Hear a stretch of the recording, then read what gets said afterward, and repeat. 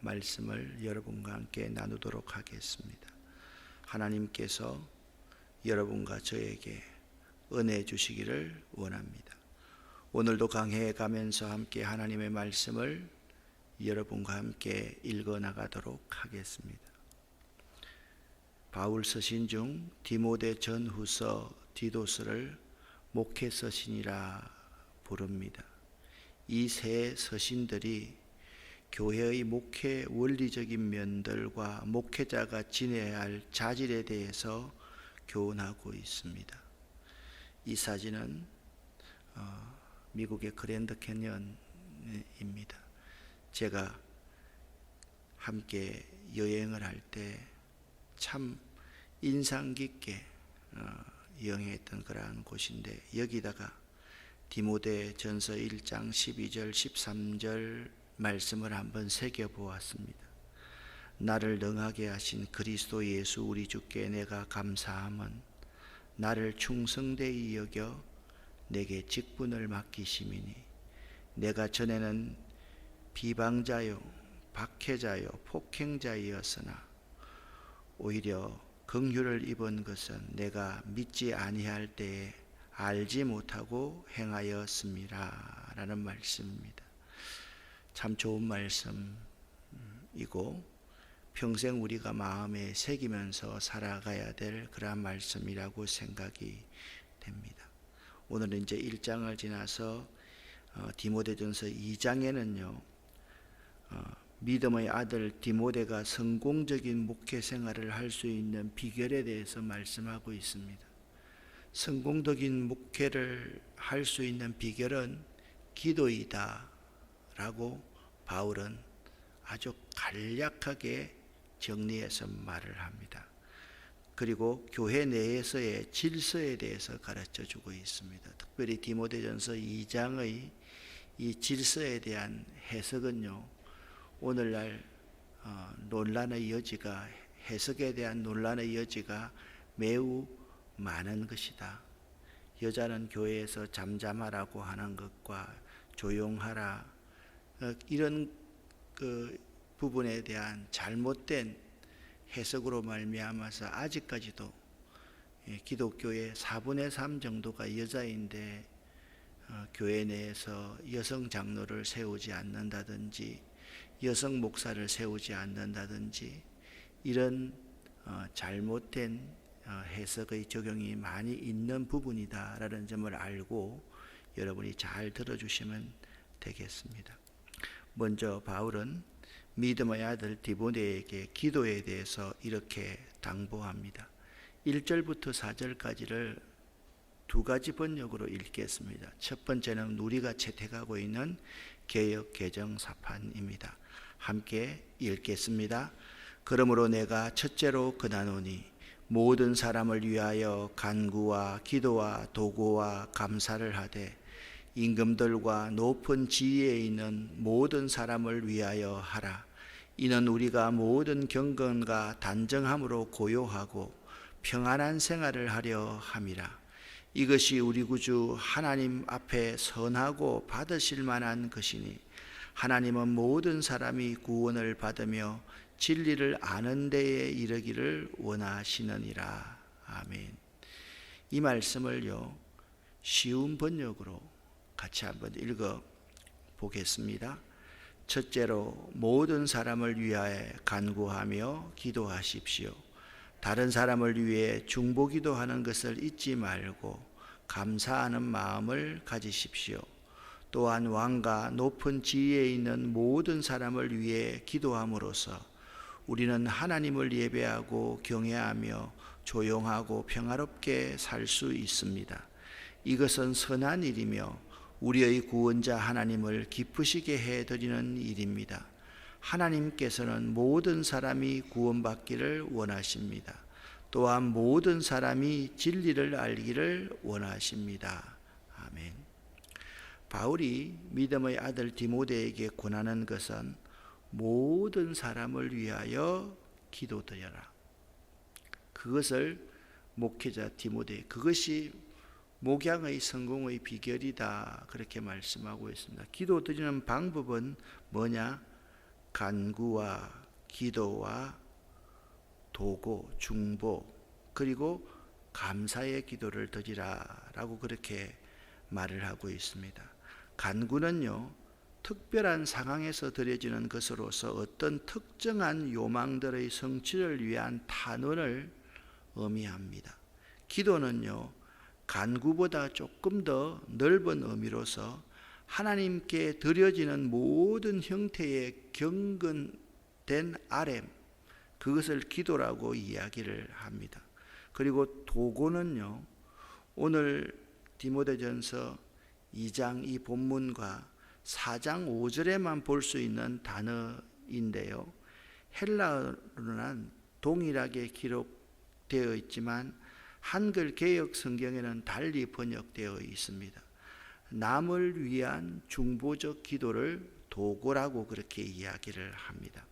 감사는요, 이 세 가지의 기도가 모든 감사하는 마음에서 드려질 것을 의미합니다.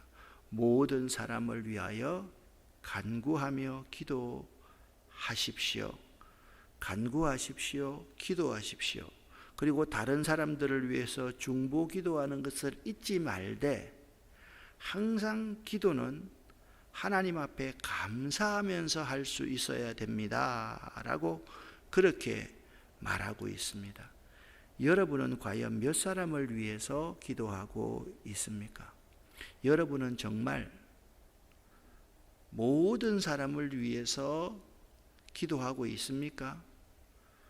간구하고 있습니까? 중보하고 있습니까? 감사함으로 기도하고 있습니까? 내 기도의 영역이 좁으냐 넓으냐에 따라서 그 사람의 영성이 달라질 수 있다라는 점을 알아야만 합니다.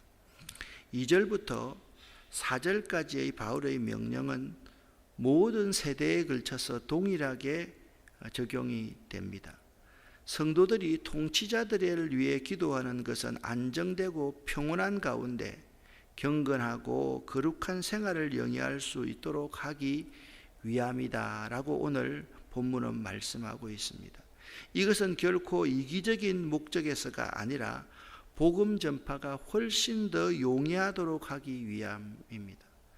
저는 목회를 하면서 수없는 사람을 보았습니다. 어떤 분은 교회 중요한 직책을 맡고 있는데 따님에게 이렇게 기도를 부탁을 합니다. 이번에 누구 찍어라. 누구 안 찍으면 너를 위해서 기도 안 할 거다. 이렇게 부탁하는 사람을 여럿 보았습니다. 여러분, 우리가 통치자들에 대한 기도는 믿는 우리들의 의무라는 사실을 알아야만 합니다.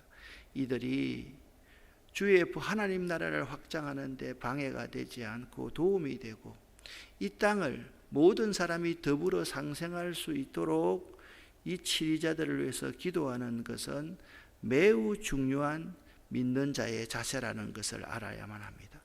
그렇다고 한다면 바울이 사도로 부르심을 받은 이유를 설명하면서 디모데에게 똑같이 이렇게 적용을 하고 있는 모습을 볼 수가 있습니다. 제목은 바울이 사도로 부르심을 받은 이유이지만 디모데 너도 이런 이유 때문에 부름을 받았다라는 것을 강조하고 있는 것입니다. 5절, 6절, 7절 말씀을 함께 읽어보겠습니다. 하나님은 한 분이시요 또 하나님과 사람 사이에 중보자도 한 분이시니 곧 사람이신 그리스도 예수라. 그가 모든 사람을 위하여 자기를 대속물로 주셨으니 기약이 이르러 주신 정건이라. 이를 위하여 내가 전파하는 자와 사도로 세우심을 입은 것은 참말이요 거짓말이 아니니 믿음과 진리 안에서 내가 이방인의 스승이 되었노라. 아멘. 바울 자신이 사도로 부르심을 받은 것은 하나님이 한 분이라는 사실과 하나님과 사람 사이의 중보자 역시 한 분이라는 사실을 전하기 위함이다 라고 말씀하고 있습니다.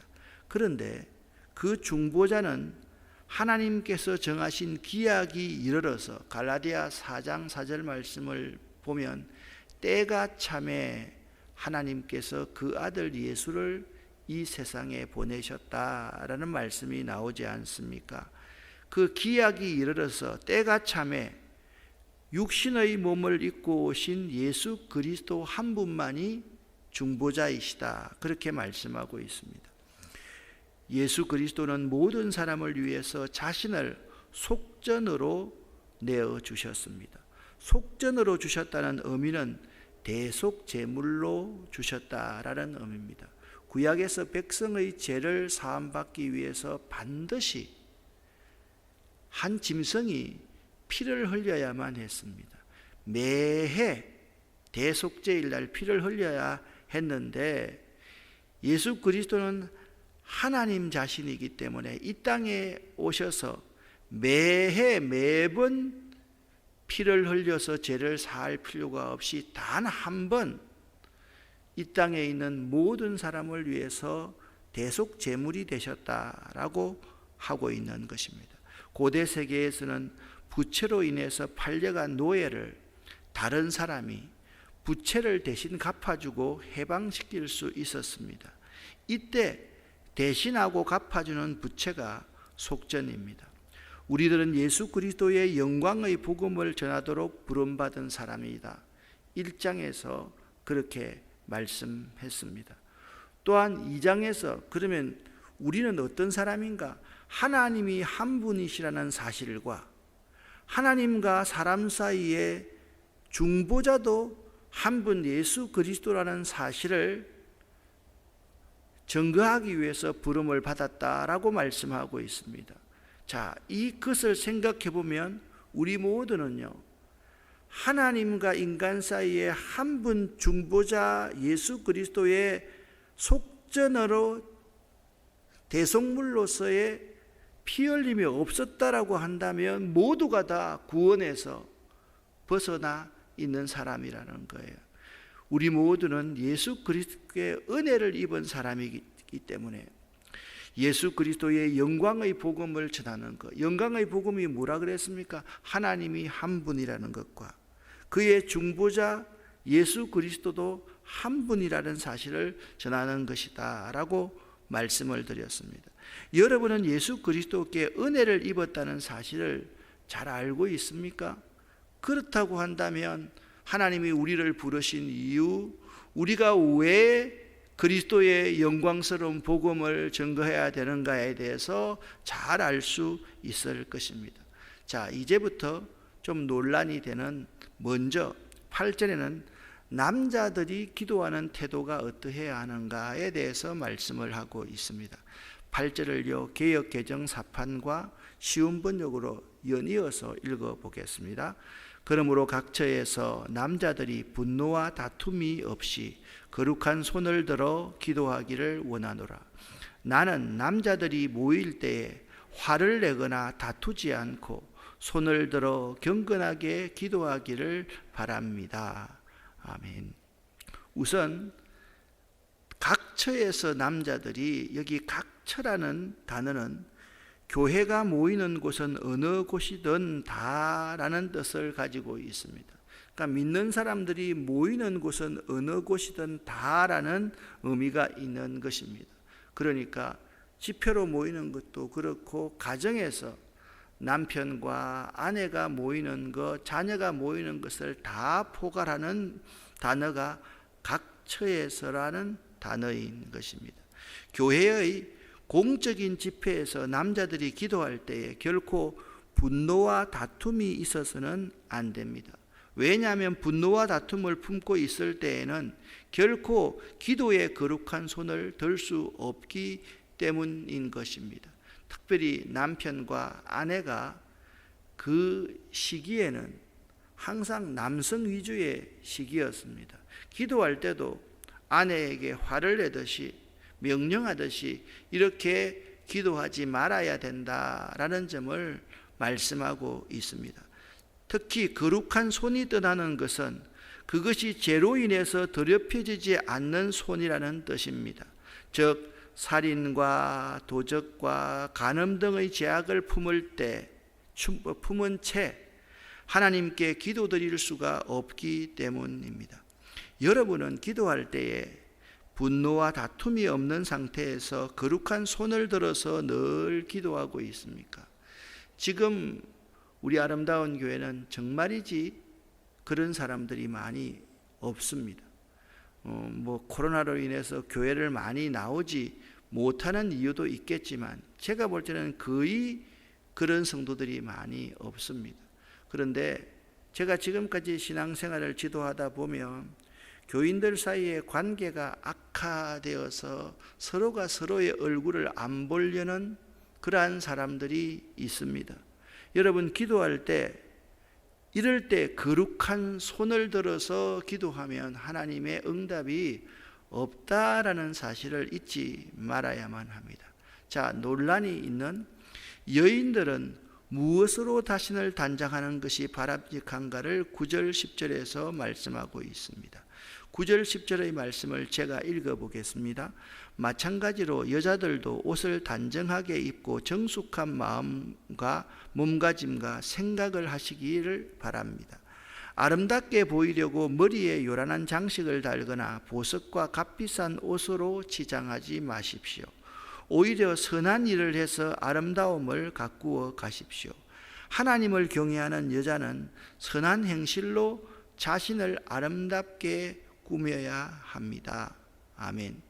하나님을 공경하는 여인이라면 선행으로 자신을 단장하는 것이 마땅합니다. 주를 그리스도로 고백한 여인들은 선행이 자기 자신에게 가장 좋은 장식품이 될 수가 있습니다. 믿는 여인들은 지나치게 화려한 옷이나 값비싼 기품 속으로 몸을 단장하는 대신에 경건과 자비의 사업을 위해서 재물을 사용할 수 있어야만 합니다. 이러한 여인이야말로 진정 현숙한 여인인 것이며 진주보다 더 귀한 여인인 것입니다. 여러분이 이 시간 여성도라면 지금껏 거울 앞에 보내었던 시간과 하나님 앞에 기도하며 경건하고 자비의 사업을 위해 사용했던 시간을 한번 비교해 볼 수 있기를 바랍니다. 또한 그 치장을 사용한 재물의 액수와 선행을 위해 사용한 재물의 액수를 한번 비교해 보시기를 바랍니다. 제가 이런 예를 들 때마다 사람들 중에 주변에 있는 사람 중에 참 목사님은 구식이다라는 생각을 하는 경우를 많이 봤습니다. 여성들이 머리를 할 때 사용하는 그러한 비용과 하나님 앞에 절기헌금을 자신이 드리는 비용을 한번 비교 한번 해보시고 내가 정말 무엇으로 내 스스로를 단장하고 있는가에 대해서 생각해 보는 것도 옳은 것이라고 생각합니다. 저는 여성들이 단장하는 것을 결코 반대하는 것은 아닙니다. 정말 우리가 단장해야 되는 것은 선행과 의로운 사업을 위해서 내가 내 모든 인생을 드려지는 것이 가장 아름다운 단장이라는 것을 말씀드리고 있는 것입니다. 자, 마지막 11절부터 15절 말씀은 정말이지 해석이 어려운 성경 말씀입니다. 11절부터 15절 말씀을 같이 한번 읽어보겠습니다. 여자들은 조용히 듣고 겸손하게 순종하며 배우십시오. 나는 여자가 가르치거나 남자를 지배하는 것을 허락하지 않습니다. 여자는 조용히 있어야 합니다. 왜냐하면 하나님께서 아담을 먼저 만드시고 이브를 나중에 만드셨기 때문입니다. 또한 사탄에게 쏘가 죄를 지은 것도 아담이 아니라 여자였습니다. 그러나 만일 여자들이 자신을 절제하며 믿음과 사랑과 거룩함 가운데 계속 살아간다면 자녀를 낳고 기르는 가운데 구원함을 받을 것입니다. 아멘. 자, 우리가 남성과 여성의 입장이 지금과는 조금 다르다라는 것을 알아야만 합니다. 그 시대에 에베소라는 곳에서 디모데가 목회하고 있었는데요. 그 에베소라는 곳에는 보면 신전들이 많이 있었습니다. 그 신전에는 반드시 여성 창녀와 같은 사람들이 많이 있었는데 그들과 몸을 섞어야지 그들 스스로가 신께 예배한다고 생각을 했더랬습니다. 그녀들은 전문적으로 단장한 그러한 여성들이었습니다. 몸을 주는 것을 아주 대수롭지 않게 생각하는 그러한 사람들이었습니다. 그런데 그들의 권위가 매우 있었습니다.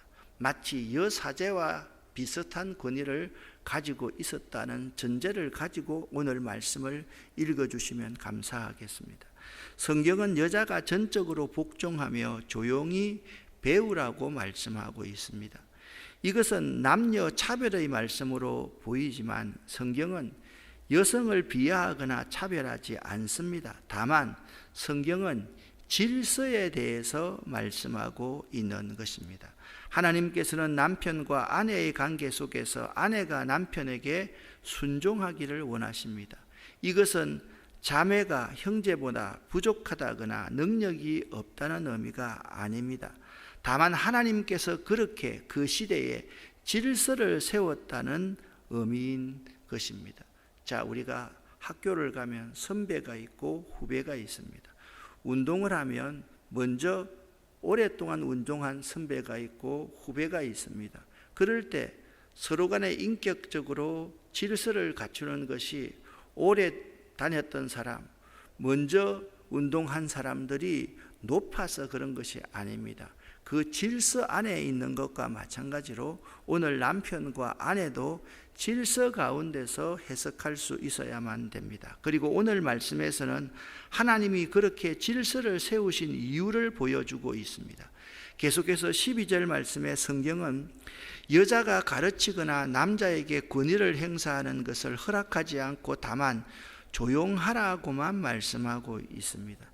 여기서 조용하라는 것은 아무 말도 하지 말라는 말씀이 아니라 권위를 행사하지 말라는 말씀인 것입니다. 마치 신전에 있는 여성들이 자기의 그러한 권위를 잘못 사용하듯이 그러한 것을 가지고 무기로 삼지 말라는 의미인 것입니다. 그 이유는 하나님께서 먼저 아담을 지으시고 아담에게서 이브를 지으셨습니다. 순서상 남자가 먼저 지어졌기 때문에 하나님께서는 남자가 여자에게 권위를 행사해야 한다고 말씀하고 있는 것입니다. 이것이 하나의 질서가 되는 것입니다. 이걸 내가 좀 더 쉽게 설명을 하면 제가 신학교를 먼저 졸업을 했습니다. 그런데 이 아름다운 교회라는 곳에 제가 부목사로 왔을 때 나보다 신학교를 훨씬 더 늦게 졸업을 한 후배가 여기에 선임 목사가 되어 있습니다. 그런데 이 교회에 대해서 내가 아무것도 모르는데 내가 선배라고 해서 갑자기 담임 목사님께서 나를 선임이라고 이렇게 임명할 수가 없는 것입니다. 왜냐하면 이 교회 나름대로 질서가 있기 때문에. 그런데 그렇다고 해서 내가 선배가 후배가 되는 것은 결코 아니지 않습니까? 이런 의미의 질서를 생각해 주셨으면 참 좋겠다. 여러분 사이에도 선후배가 있습니다. 형이 먼저 태어났기 때문에, 누나가 먼저 태어났기 때문에, 언니가 먼저 태어났기 때문에 대부분의 권위를 가지고 그 권위를 가지고 동생들을 바로 섬기게 되는 것입니다. 어른들은 여러분보다 먼저 태어났기 때문에 존중을 받고 또한 권위를 가집니다. 그런데 사람들은요, 꼭 존경받을 만한 윤리와 도덕적인 것을 가지고 있어야지 존경을 한다고 생각하는데 그것이 아니라 질서를 잘 따르는 것이 중요합니다. 그렇다고 하면 오늘날의 질서는 무엇입니까? 교회 내에서 여성 목회자들도 있고 여성 장로도 있고 다 있습니다. 그런데 오늘날 우리 교회 같은데 여성 장로도 있고 여성 목사도 있고 이러는데 왜 이 교회는 이 디모데전서 2장 말에 의하면 여성을 지도자로 세웁니까? 라고 말을 하는 사람이 있으면 그것은 성경 말씀을 문자적으로 해석하는 것이 아니라 이 질서 이 자체를 무시하는 행위라는 사실을 알아야만 합니다. 여러분, 고린도전서를 보면 교회 내에서 은사도 제일 마지막에 모든 것은 질서 있게 하라라고 그렇게 말하고 있기 때문입니다. 또한 아담이 속지 않고 여자가 속아서 범법 가운데 있었다라고 말씀하고 있습니다. 이브는 뱀의 말에 속았지만 아담은 속지 않았습니다. 아담은 다만 하나님보다 이브를 더 사랑했기 때문에 죄를 선택했을 뿐입니다. 그러나 여자는 뱀의 속임수에 완전히 속았습니다. 이것을요, 남자 여자로 바꾸지 말고 남자가 먼저 유혹이 되면 남자가 질서에 따라서 오늘날은 여성을 따라야만 하는 것입니다. 특별히 15절의 말씀은 여자가 맑은 정신과 믿음과 사랑과 거룩함 가운데 거할 때 해산함으로 구원을 받는다라고 말씀하고 있습니다. 여기서 구원은요, 지옥에서 천국으로 가는 그러한 구원이 아닙니다. 삶 속에서 주님을 더 바라보게 되고 승리하게 되며 주님과 동행하게 되는 생활의 구원을 말씀하는 것입니다. 그러니까 자기 위치에서 삶을 통해서 주님을 더 바라보고 믿음의 승리 생활을 하게 되며 주님과 동행하는 생활을 여성들이 잘 하라라는 의미로 받아들여야만 합니다. 본문은 질서에 대해서 말씀하고 있습니다. 선후배가 차별이 있는 것이 아니듯 교회 내 남녀 간의 질서 역시 차별이 아닌 그 시대의 질서를 이해해야만 할 것입니다. 그렇다고 한다면 오늘날의 질서는 무엇입니까? 교회 내에 남녀가 전혀 차별이 없습니다. 가정에서 남편과 아내의 차별이 없습니다. 서로가 서로를 존중하며 사랑하는 것, 이것이 참 귀한 일임을 여러분이 꼭 명심할 수 있기를 예수 이름으로 간절히 축원합니다. 여러분 기도해 주셔서 어제 하루 동안 15톤 트럭으로 소 축분을 20차를 저희들이 받았습니다. 우리 직원들이 미생물, 액체 미생물을 뿌리고 또한 가루 미생물을 뿌리고 그리고 고초균을 뿌리고 그리고 볕단 같은 거로 풀 같은 거로 조금 일부를 덮어두고 그렇게 왔었고, 또 어느 분이 마스크를 30만 장 기부해 주셔서 외국인 노동자 센터에 놓을 곳이 없어서 우리 석탄리 창고에 수거해서 놓아놨습니다. 여러분 계속해서 교회와 사역을 위해서 기도해 주시기를 부탁을 합니다. 기도하겠습니다. 하나님 아버지 감사합니다. 우리가 이 질서에 대해서, 기도에 대해서 꼭 마음속에 명심할 수 있도록 도와주시옵소서. 오늘도 기도할 때 하나님 우리에게 응답하여 주시고 우리에게 말씀하여 주시옵소서. 우리 모두를 축복합니다. 하나님, 우리의 마음속에 있는 응어리진 것들, 우리의 마음속에 해결되지 않는 것들 믿음의 눈으로 바라볼 수 있도록 도와주시옵소서. 오늘 이 새벽에 우리 모두의 기도를 들으심을 감사합니다. 예수 그리스도 이름으로 축복하옵고 간절히 기도 올립니다. 아멘.